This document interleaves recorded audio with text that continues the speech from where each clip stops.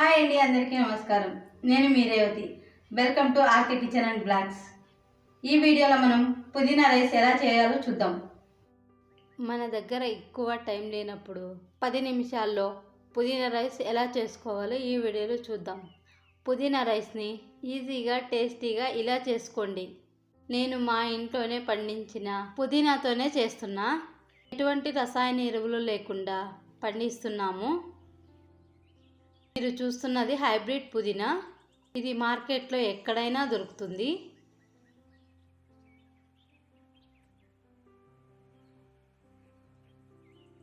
ఇది మాత్రం నాటి పుదీనా.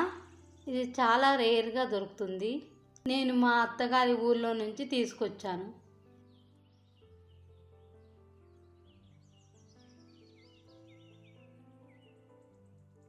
మనం పండిస్తున్న పుదీనాని ఎప్పుడైనా కానీ ఇలా ఆకులు తెంచకూడదు.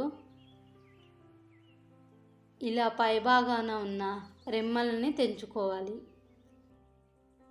నేను హైబ్రిడ్ పుదీనాని కొంచెం, అలాగే నాటి పుదీనా కూడా తీసుకున్నాను. ఈ పుదీనాని శుభ్రంగా 2-3 సార్లు కడిగి మిక్సీ జార్లో వేసుకోవాలి. అలాగే పచ్చిమిర్చి, అల్లం ముక్కలు, వెల్లిపాయలు వేసి మిక్సీ పట్టుకోవాలి. మరి పేస్ట్ లాగా కాకుండా ఇలా బరకగా మిక్సీ పట్టుకోవాలి.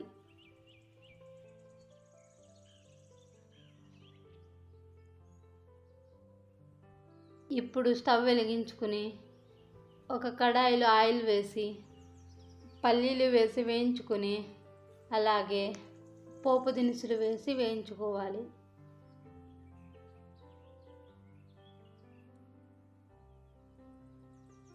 ఇప్పుడు పచ్చిమిర్చి, ఎండుమిర్చి వేసి వేయించుకోవాలి.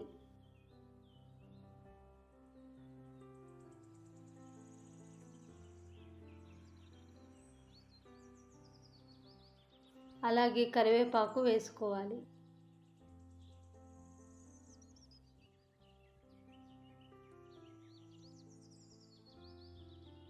ఇప్పుడు ఉల్లిపాయ ముక్కలు వేసి వేయించుకోవాలి.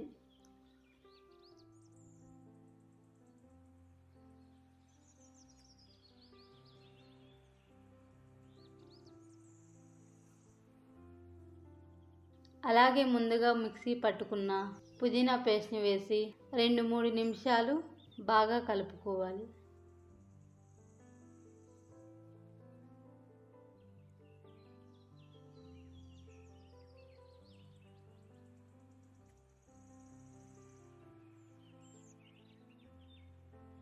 ఇప్పుడు చిటికెడు పసుపు, రుచికి సరిపడ ఉప్పు వేసి కలుపుకోవాలి.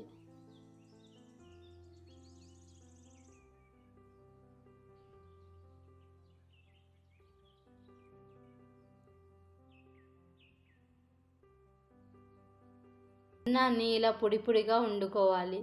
మరీ ముద్దగా వండుకోకూడదు.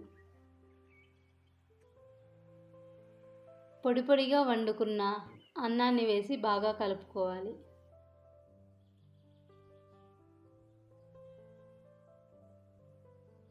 ఇప్పుడు ఒక ప్లేట్లో సర్వ్ చేసుకుంటే ఎంతో టేస్టీగా ఉండే పుదీనా రైస్ రెడీ అయిపోయినట్టే. దీన్ని టిఫిన్గా కానీ లంచ్గా కానీ తినొచ్చు. పుదీనా హెల్త్కి చాలా మంచిదండి.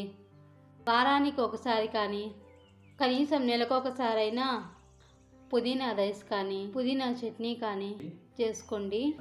మన ఆరోగ్యం మనమే కాపాడుకోవాలి కదా. టేస్ట్ ఎలా ఉందో చెప్పలేదు కదా.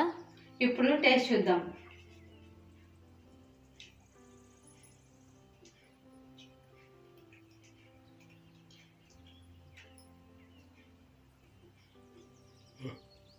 టేస్ట్ అయితే సూపర్గా ఉందండి. ఒకసారి మీరు కూడా ట్రై చేసి ఎలా వచ్చిందో కామెంట్ చేయండి. అలాగే ఈ వీడియో నచ్చితే లైక్ చేసి అండ్ మన ఛానల్ సబ్స్క్రైబ్ చేసుకోండి. Thanks for the watching.